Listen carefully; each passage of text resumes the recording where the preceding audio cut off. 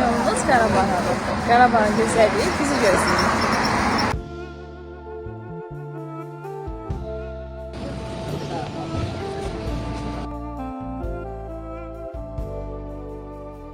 İlkin dayanacağı Ağdam Şəhidlər Xiyabanı. Bura Azərbaycan azadlığı, Qarabağın bütövlüyü uğrunda canından keçmiş qəhrəmanların məkanıdır. Biz şəhidlərimizin ruhuna dualar oxuduq və onların əziz xatirəsini ehtiramla yad etdik. Ağdam Cümə məscidi 18-ci əsrin sonlarında Qarabağ xanı Pənahəli xanın göstərişi ilə inşa olunmuşdur. Azərbaycan memarlığının nadir incilərindən olan məscid geniş və işıqlı ibadət zalı, divar və tavanlardakı zərif naxışlarla diqqət çəkir.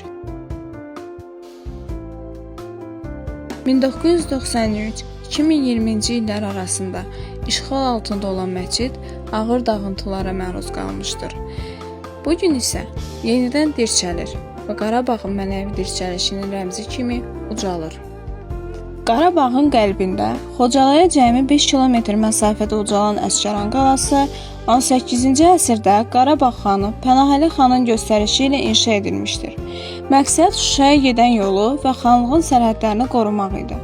Əsrlər boyu müharibələrin şahidi olan bu qala 1992-ci ildə işğal olunsa da Azərbaycan ordusunun qəhrəmanlığı ilə azad edildi.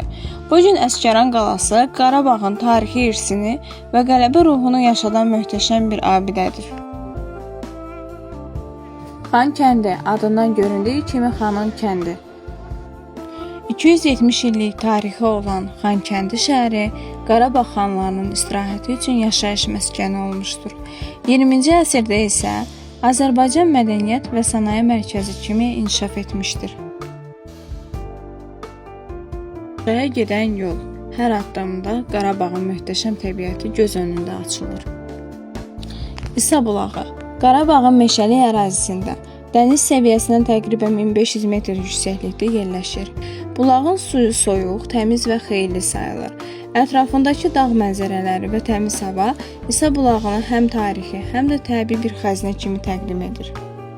Cıdır düzünə gedən yol nə qədər daşlı, kəsəkli olsa da, yolun sonunda gözlərimiz önündə açılan bu möhtəşəm mənzərə məni heyran etdi. Cıdır düzündən 200 metr aşağıda dərə boyunca axan Qarqar çayı və insanın gözləri önündə ucalan əzəmətli kiçik Qafqaz dağlarına açılan mənzərə isə insanı cəlb edir. Cıdır düzü.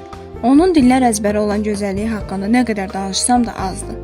O yerləri hiss etmək və təsəvvür etmək üçün sadəcə gedib görmək bəs etmir. Həm də qarış-qarış gəzəsən gərək. Gövhər Ağa məscidi 19-cu əsrdə Şuşada inşa edilmiş bu məscid Azərbaycan memarlığının incilərindən biridir.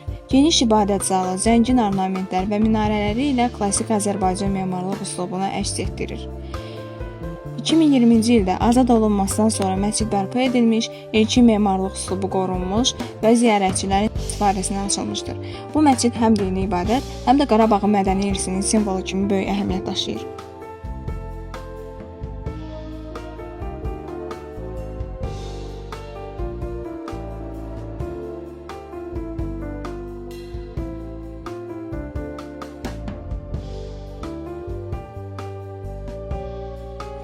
Xurşud Banu Natavanın evi Şuşada yerləşən bu tarixi bina 19-cu əsrin ortalarında inşa edilmiş.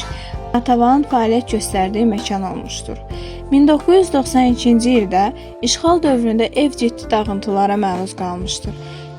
Bugün binanın qalıqları yalnız tarixi bir xatırlatma kimi qalır. Şuşa qalası Qarabağın ən möhtəşəm tarixi abidələrindən biridir. Qala 1750-1751-ci ildə Qarabağ xanlığının banisi Pənahəli xan tərəfindən əsası qoyulmuşdur və ilk olaraq qalanın adı Pənahabad adlanmışdır. Şuşa qalası Aran memarlıq məktəbi üslubunda inşa edilib. Tikinti zamanı yerli daşlardan, əhəng yumurta sarısı qarışığından istifadə olunmuşdur. Bu qala məğlub edilməzlik simvolu kimi yaddaşlarda qalıbdır. Ağa Məhəmməd Şah Qacarın Qafqaza yürüyüşü zamanı qala uzun müddət mühasirədə olmuşdur. Lakin ələ keçirmək mümkün olmamışdır.